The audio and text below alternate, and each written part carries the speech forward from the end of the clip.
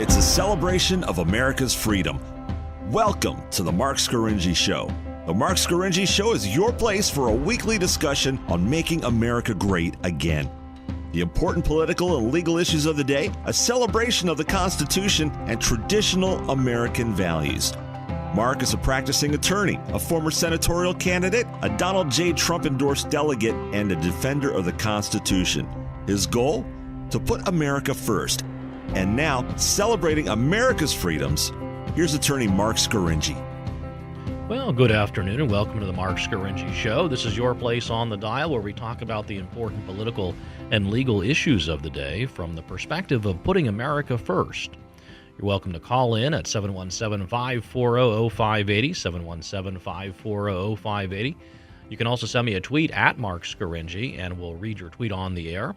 For all my columns, prior podcasts of the show, and a look at some interesting merchandise we have, you can check out the MarkScaringiShow.com website. And today we're broadcasting live on Harrisburg 100 Facebook Live, and we're pleased to have the friends of Harrisburg 100 tuning in today on Facebook, and you're welcome to comment, and we'll read your comments on the air, and we'll try to answer your questions or read your statements as the show progresses. Well, all eyes are on Washington, D.C. today. The Christine Blasey Ford, Judge Brett Kavanaugh saga continues. Will she or won't she testify? That's the question.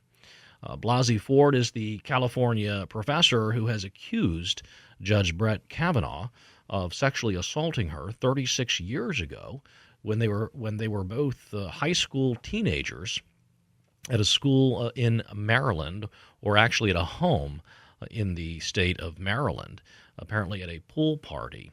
There, she's been given several deadlines by the chairman of the Senate Judiciary Committee, Chuck Grassley, to come to D.C. to testify in support of the allegations she has raised against Judge Kavanaugh. Now, after repeatedly declining to testify until the FBI conducted a background check, that was her request, that was the accuser's request, and her attorneys, they wanted the FBI to perform some sort of investigation into what occurred 36 years ago. Apparently the FBI has decided it will not do that. That's not the role of the FBI in Senate confirmation proceedings. Senate confirmation proceedings are, according to the Constitution, they're under the jurisdiction of the legislative branch of the Senate. And the FBI is all the way over there in the executive branch, and the Senate cannot commandeer and compel the FBI to do its bidding for it. The purpose is for the Senate to investigate, to interview, to hear from witnesses on the character, the legal experience and acumen of the candidates who are before it, the nominees who are before it for the various positions in the federal judiciary, including the top seat, so to speak, the United States Supreme Court. The accuser, Ms. Ford, and her attorneys have unsuccessfully attempted to essentially to compel the Senate to have the FBI perform some sort of investigation. So that's not going to happen. That was their initial tactic. That has failed. Now, Ms. Ford has, it seems that she's agreed to testify, but only if several conditions that she has set are satisfied by the Senate Judiciary Committee. This is a very unique request. Witnesses typically do not place demands upon the Senate Judiciary Committee. But here we have them. Here we have a witness who is agreeing to testify only if the committee meets her various conditions. Now, some of those conditions the Senate is amenable to. Some the Senate Judiciary Committee is not. But one of the conditions is, in my view, and I think in the view of the members of the committee and the chairman, or at least the Republican members of the committee and the chairman himself, is that Brett Kavanaugh be compelled to testify first, and then Ms. Blasey Ford will testify second. And what that does is it upends the process and the schedule for how witnesses should testify. The Senate determines the order of witnesses and their testimony. And of course, in a criminal case, and in fact, Ms. Blasey Ford is alleging that a crime occurred. In a criminal case, the prosecution, if you will, has the obligation, the duty to go first and to set out what exactly the charges are. And then the defendant in a criminal case, he or she can then defend against those allegations if he or she chooses. But what Ms. Blasey Ford is doing here today is she's trying to reverse the order. She has made vague and unsubstantiated and uncorroborated allegations from 36 years ago, and she's done that via a letter to United States Senator Dianne Feinstein, the Democratic senator from California, who, by the way, has still not released the full unredacted letter to the Judiciary Committee.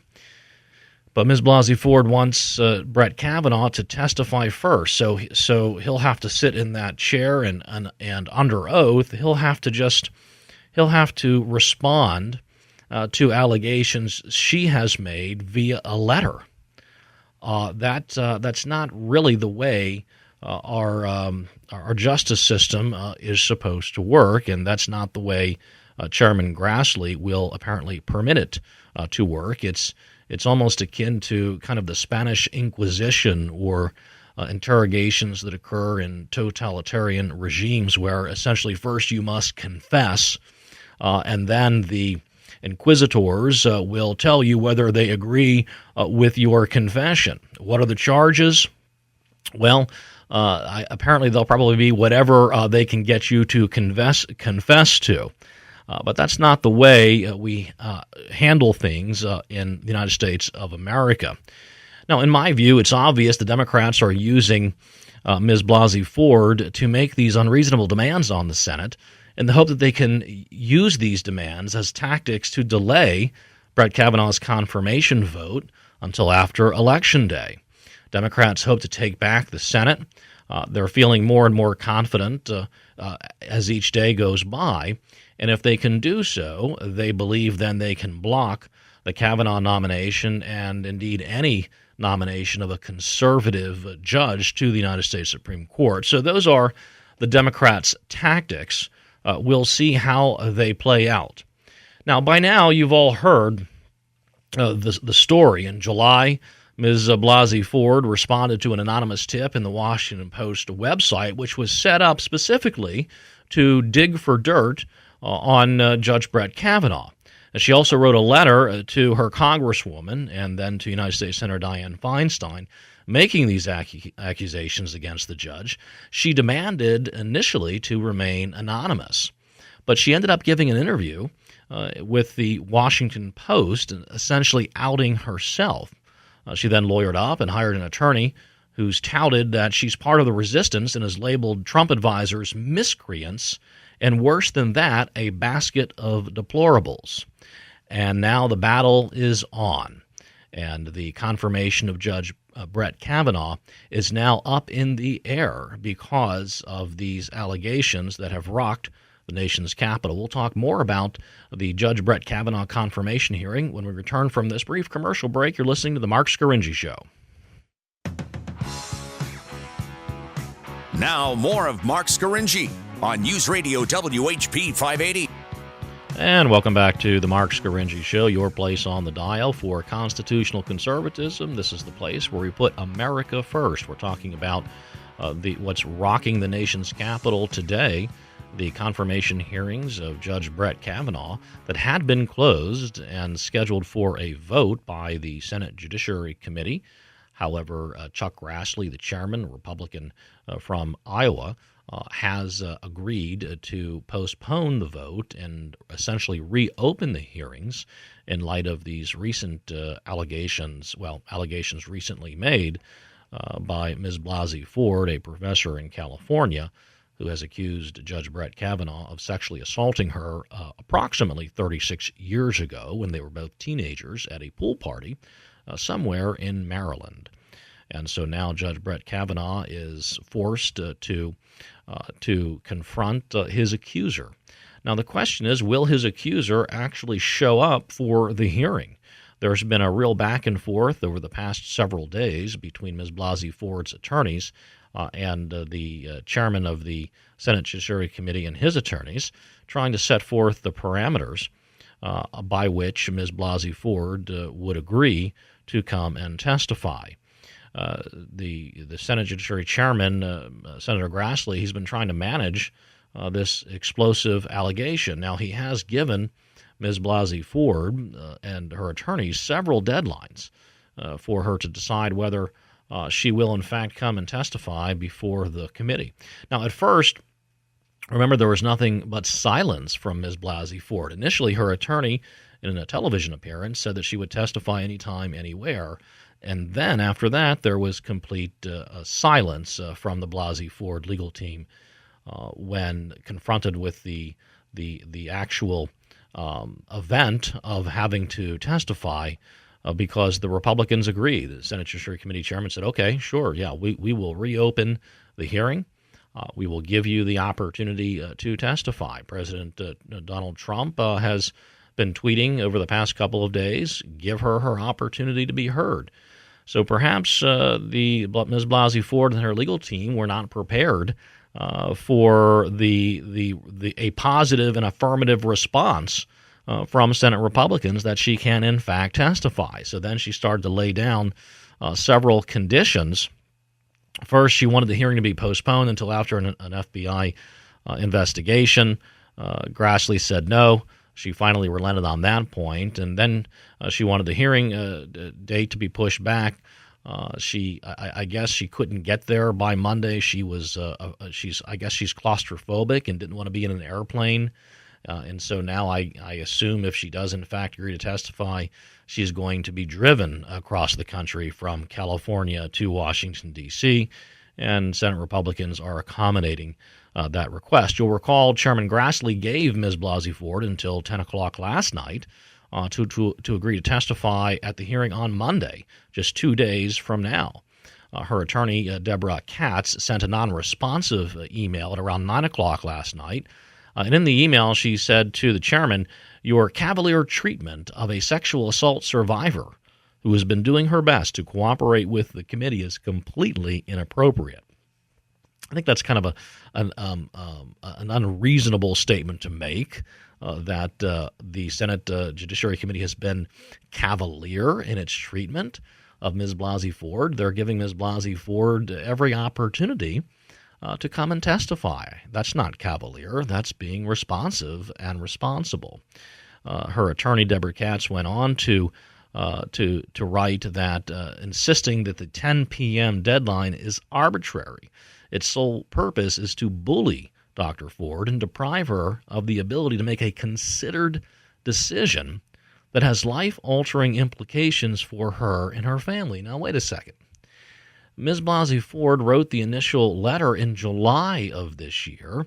It's now nearing the end of September. It's been several months that Ms. Blasey Ford has had to deliberate over how public she wants to be and how involved she wants to be in substantiating these allegations. Now, these allegations, she raised these for the specific purpose of derailing the confirmation vote of Judge Brett Kavanaugh. She certainly has accomplished postponing it. She has thrown a huge monkey wrench in the Senate proceedings. But if she is truly intent upon having her voice heard, she's going to have to take the witness stand. I mean, she's going to have to come in and be sworn in under oath and make these allegations and attempt to substantiate them. There's no other way. They tried just through the letter and just through her interview. They tried to derail the nominations, but thankfully the Republicans have held firm.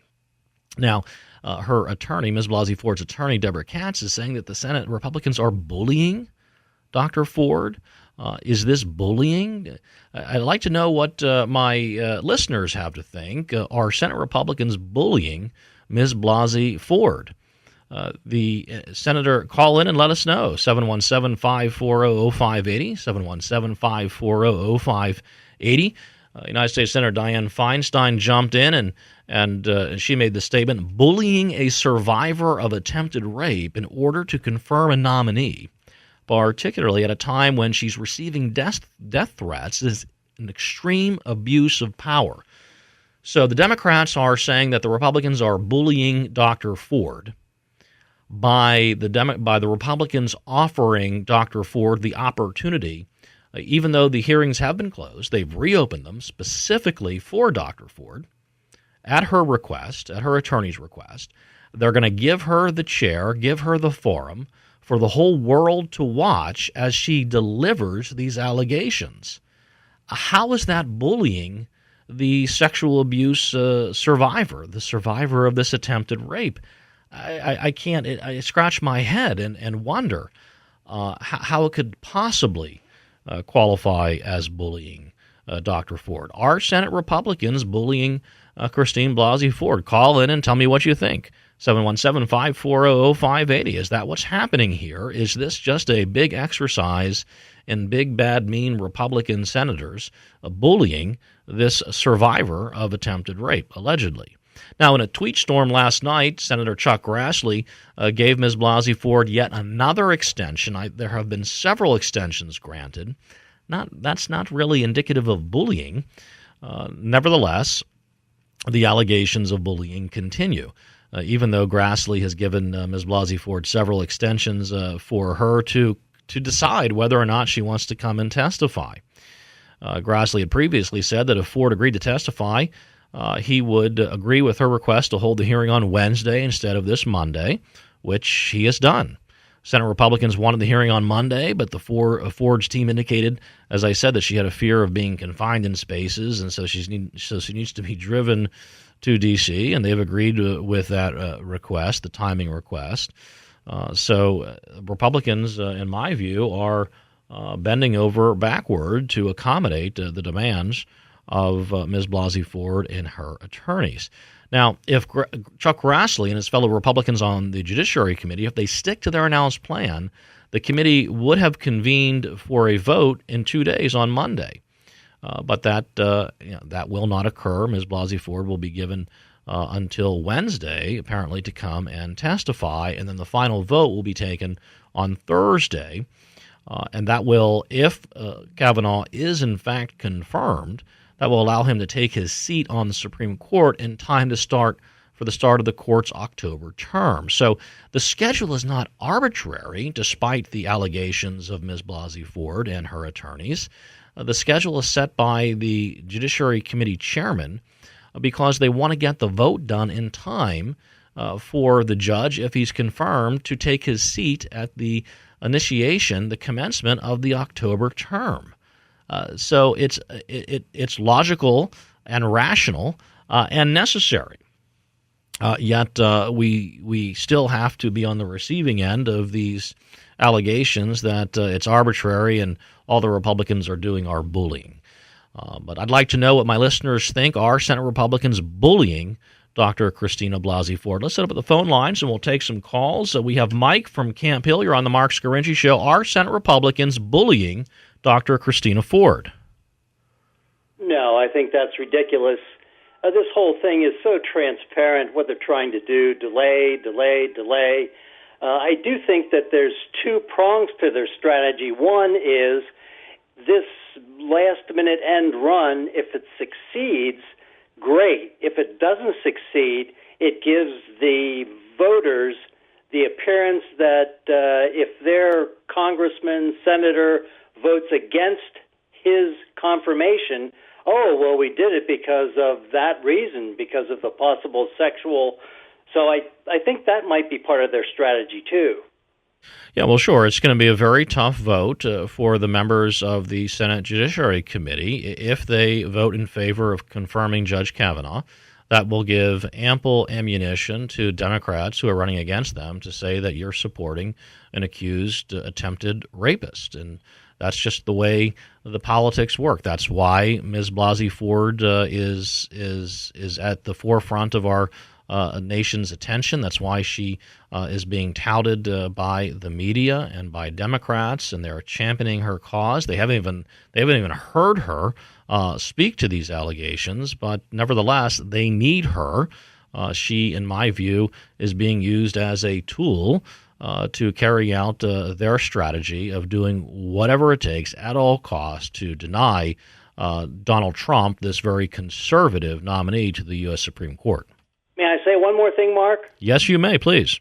To me, speaking ill of Judge Kavanaugh is equal to bad-mouthing Richie Cunningham. You don't do it. He's just about the cleanest cut nominee I think we probably have ever had. I agree. Well, Mike, thanks for calling. Mike from Camp Hill. We appreciate having the benefit of your views.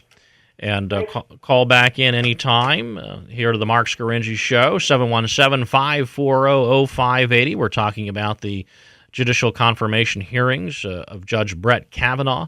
Will the allegations that, raised by Ms. Christina Blasey Ford from 36 years ago that Judge Kavanaugh allegedly attempted a sexual assault against her, will that accusation be enough to derail this nominee? We'll find out in a few short days. We're going to take a brief commercial break. You're listening to the Mark Scaringi Show. Stay tuned. Let's get back to the Mark Scaringi Show on News Radio WHP 580. And welcome back to the Mark Scaringi Show, your place on the dial for constitutional conservatism, where we talk about the important political and legal issues of the day from the perspective of putting America first.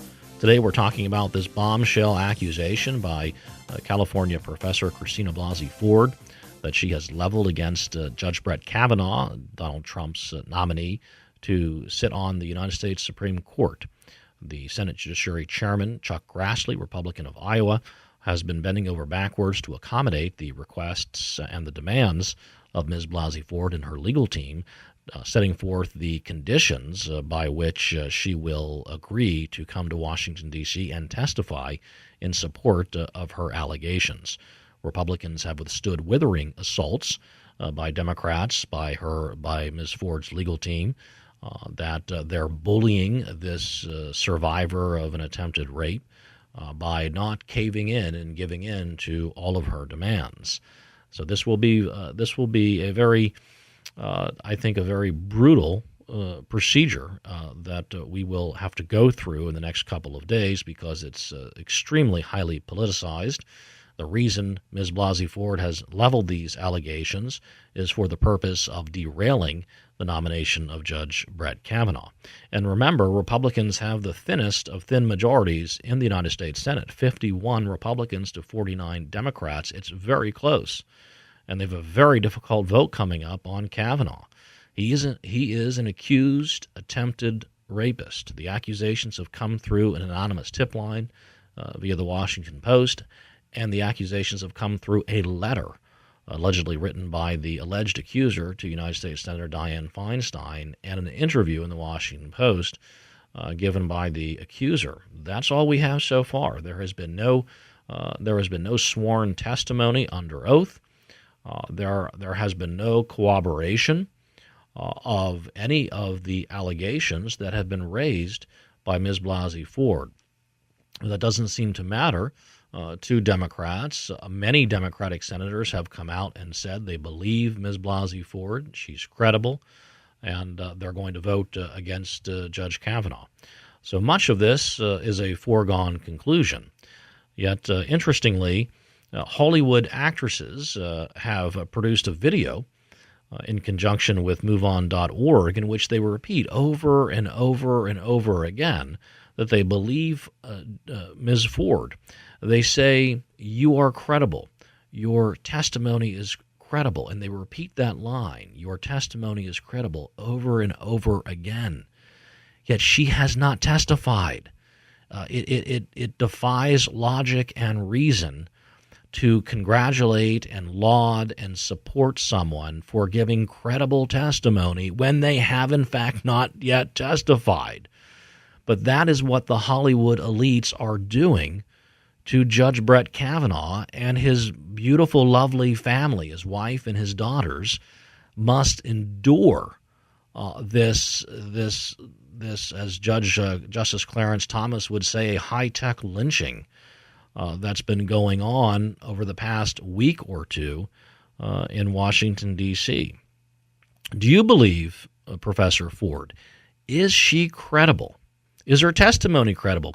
Maybe you can look into the future and judge her testimony credible. Do you believe Professor Ford, is she telling the truth about what happened 36 years ago? Call in 717-540-0580 and let me know. And I'm interested to hear what my listeners think. Senator Mazie Hirono of Hawaii, she said this: not only do women like Dr. Ford, who bravely come forward, need to be heard, but they need to be believed. We have to create an environment where women can come forward and be heard and be listened to. I believe her. So we have a United States Senator, a Democrat woman from Hawaii, who says that not only must women who have been subjected to sexual assaults, not only must they be heard, and I think every man and woman in America agrees with that statement. They must be heard. They must not be denied an opportunity to raise the allegation, make the allegation, and substantiate it. But this female Democratic senator from Hawaii says they need to be believed without any testimony, without any evidence. We must believe them. Well, that's not the way it works in America. That's not what the American judicial system is all about. And Senator Hirono says, I believe her. All right, so what's the purpose of having her come and testify? If you already believe that she's credible, and you believe her, and you believe that Judge Brett Kavanaugh is a rapist or an attempted rapist, why even have the hearing? Why even bring her on a bus or a train, however they're going to bring Ms. Ford in from California? Why even have the hearing if, like Senator Hirono, Senator Feinstein, and the others, if you believe that she's telling the truth? You don't need the hearing then, right? Just find him guilty and just take him out of there and just put him in jail. We don't need a hearing, right? I mean, that's what the Democrats are saying. Do you agree with Senator Hirono? Must every woman in America who makes a sexual assault allegation, must they be believed? Call in 717-540-0580. Let me know what you think. We'll open up the phone lines. We'll take some calls. We have Kim from Camp Hill. Must we believe any woman in America who makes a sexual assault allegation? No, I think, are you speaking to me? I am, Kim, yes. You're on the Mark Scarinci Show. Welcome. Thank you. I don't think we automatically believe. I think we listen with open ears and see what makes sense. I mean, not just in this case, but in any case, when someone comes forward, they have a right to speak their piece and say what they feel happened to them. I'm just really disturbed by this. I think that everybody's made their mind up, and no one's listened to any facts or lack of facts or anything anywhere near that. And where do we go from where he groped me to attempted rape or I think by even repeating those words, we're going along with the folks that are championing her side. Well, yes, and those are her words. In her letter to United States Senator Dianne Feinstein, she characterized it as an attempted sexual assault. Right. So I don't know where an attempted sexual assault becomes an attempted rape. I'm not trying to pick between little layers of things. I don't know what it is she has. From what I understand, what she is described as being groped. Not at all okay. I'm a woman. I don't want someone touching me if I don't want them touching me. But I think there's a difference between groping somebody and an attempted rape. So I think by calling it attempted rape, you have more of a shock factor in the description. Is my point. If he did either, it's wrong, and we need to know that. But the only way we know that is for her to take up the offered option to come and testify and to say her piece, and to let him to respond to what she has said then. And I don't know how he responds to a comment about, I don't know when it happened, I don't know where it happened, I just know it happened, maybe, or definitely, or whatever. I don't know how you... I don't know how you process that, I guess. So you want to hear from the alleged victim, and you want to hear her testify under oath, and then you'll make a determination as to her credibility, and then you'll listen to Judge Kavanaugh, hear him under oath, and make a determination as to his credibility. That's the way the American justice system works. That's what I thought. That's all I have to say. I think we need to tamper this down, and I think there's some people that were never going to vote for him, no matter what. So this is just another way to hoist their flag and to wave this around and to make inroads with their own constituents. Kim from Camp Hill, I want to thank you. Kim from Camp Hill, I want to thank you for calling. I want to get one more call here before we take a commercial break. Jim from New Holland, you're on the Mark Scaringi Show. Should we automatically believe a woman who alleges she was sexually assaulted? And Mark, I just want to be pretty plain here what I'm going to say to you and the group who's listening. This is a deliberate ploy by the liberals to derail Judge Kavanaugh. It's nothing but that, and it's exactly what's going on. They've tried everything they could to try to keep him from being nominated, and still trying it. And I think it's a shame when we have government officials in our country that act like these bunch of jokers down there in Washington. And that's exactly how I feel about it. It's nothing but another ploy. And the sad thing about this is that it's just all this stuff all the time comes out from them. They can't figure one way to get some way, they figure another way. And lately it's been this sexual harassment thing, what's going on now. And that is my opinion. Thank you, Mark. Yeah, well, thank you for calling, Jim from New Holland. Appreciate you calling in and having the benefit of your views. And Jim was mentioning the larger sexual harassment issue, the Me Too movement. And I think one of the good outcomes, the blessings of the Me Too movement, is that it's led to so many abusive, harassing men in Hollywood and at the highest levels of the media and corporate America from having to confront their accusers. And in many of these cases, the accusations have been very credible. And so I think that there's a very good outcome that has resulted from the Me Too movement. But it doesn't take away, as Jim was saying, and as Kim and other callers were saying, it doesn't take away the right of the accused to have his or her day in court and to be able to respond to the allegations and assert his or her innocence of those allegations. And that's what the American judicial system is all about, and that's what must be upheld in Washington, D.C. in the Senate Judiciary Committee. We're going to take a brief commercial break. You're listening to the Mark Scaringi Show. Stay tuned. We'll be back after this. Now back to the Mark Scaringi Show on News Radio WHP 580. And welcome back to the Mark Scaringi Show. This is your place on the dial for constitutional conservatism. This is where we talk about the important political and legal issues of the day from the perspective of putting America first. We're talking about the confirmation hearings of Judge Brett Kavanaugh, President Donald J. Trump's nominee to the United States Supreme Court.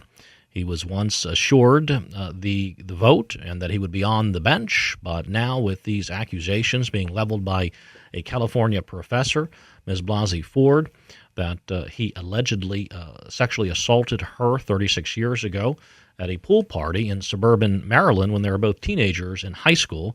Though that allegation has rocked the nation, and for the past week or so, we've been watching this back and forth between Ms. Ford and her attorneys and the chairman of the Senate Judiciary Committee as to whether and when and under what conditions she would come to Washington, D.C. and testify in support of her allegations.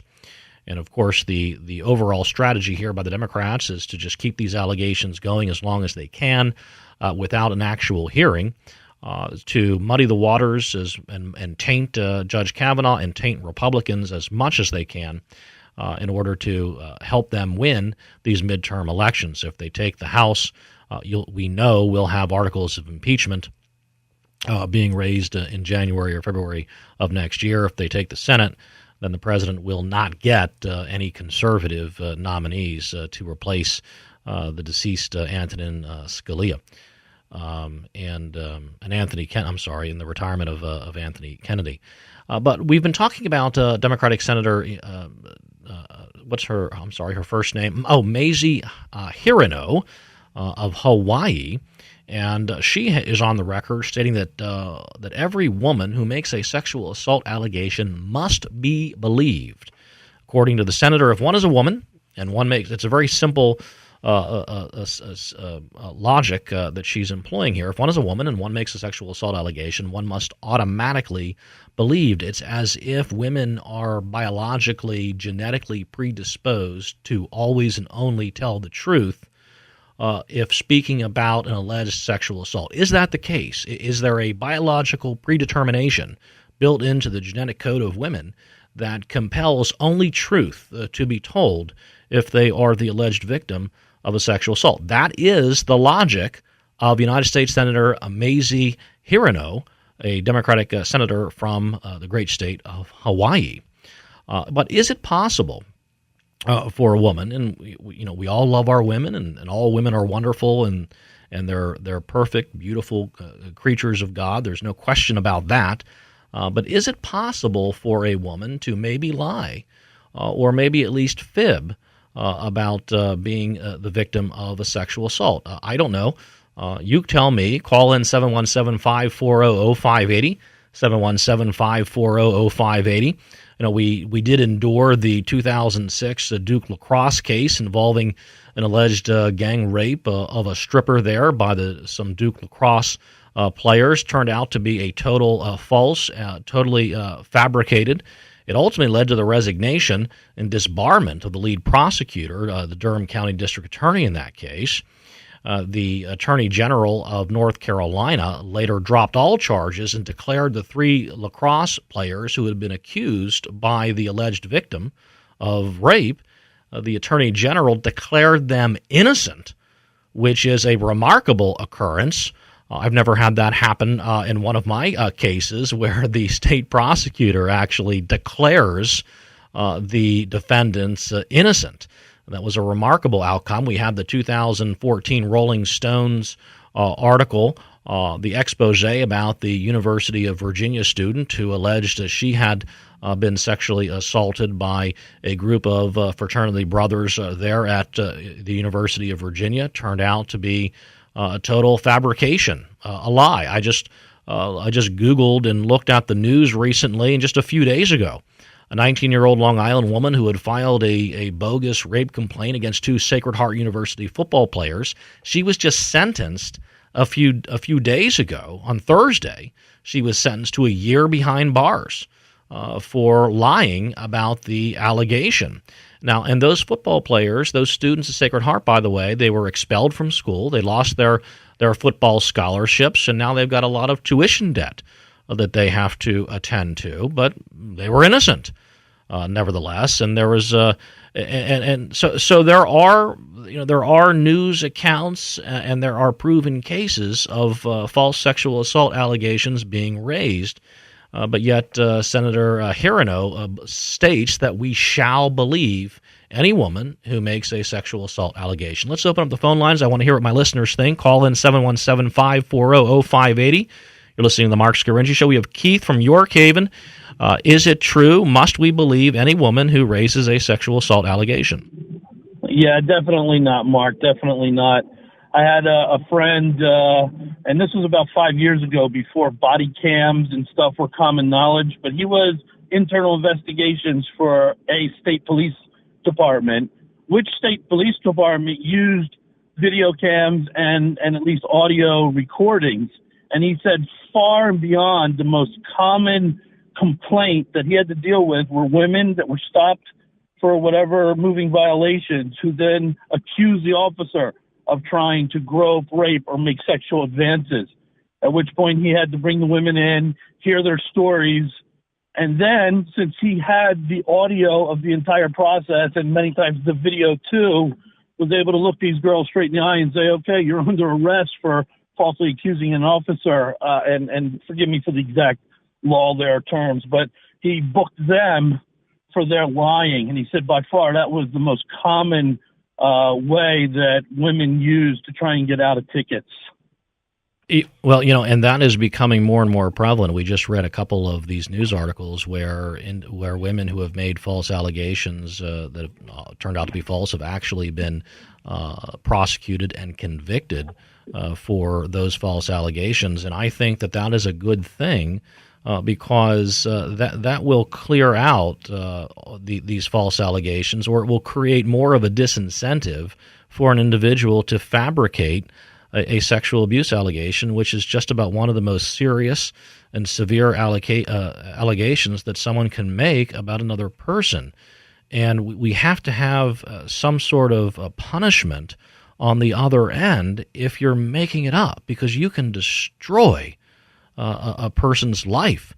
It's just a horrifying thing to allege a sexual assault that didn't occur. And I thank you, Keith, from York Haven for calling in. If I could say, Mark? Yes. If I could say one more thing, if I could tell Brett Kavanaugh, I would have him get on that stand and testify and look at every senator and say, each one of you that wants to believe this and be a part of the charade, I request you vote no for me. So the eternal record will show that my name had nothing to do with your approval or your name. I do not want the vote of anybody that's going to be a part of this sham.